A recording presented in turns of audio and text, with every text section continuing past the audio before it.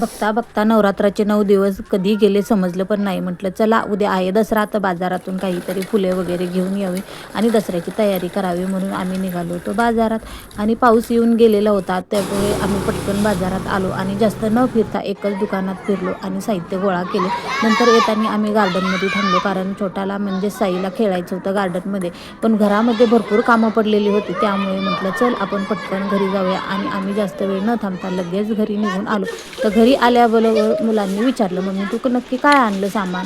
तर मी दाखवलं होतं त्यांना की इथं मी मिल्क पावडर आणलेली होती, समोसासोबत आणलेला होता, ब्रेड, कस्टर्ड पावडर, कोथिंबीर, कढीपत्ता आणि केळी पण आणलेली होती. तसंच मुलांना पिझ्झा खायला खूप आवडतो आणि पिझ्झा बेस संपलेले होते. म्हटलं चला पिझ्झा बेस पण घेऊन या, म्हणून असं मी सर्व साहित्य घेऊन आलेले होते. आणि बाजारातून मी आणले होते खूप सारे फुले. तर मुलं पण पटकन मला मदत करायला बसलेली होती, कारण माझ्यापेक्षा जास्त इंटरेस्टेड माझे दोन्ही मुलंच होते. कारण ही फुलं खेळायला भेटले ना, मज्जा वाटली त्यांना. मग म्हटले चला आम्ही पण तुला मदत करू लागतो. तर माझा छोटा मुलगा, मोठा मुलगा आणि दोघंही मला फुलं ववण्यासाठी मदत करत होते, म्हणजेच आम्ही हार बनवणार होतो. तर हा माझा छोटा मुलगा बोलतोय की मी आणि माझा दादा मम्मीला मदत करतो आहे.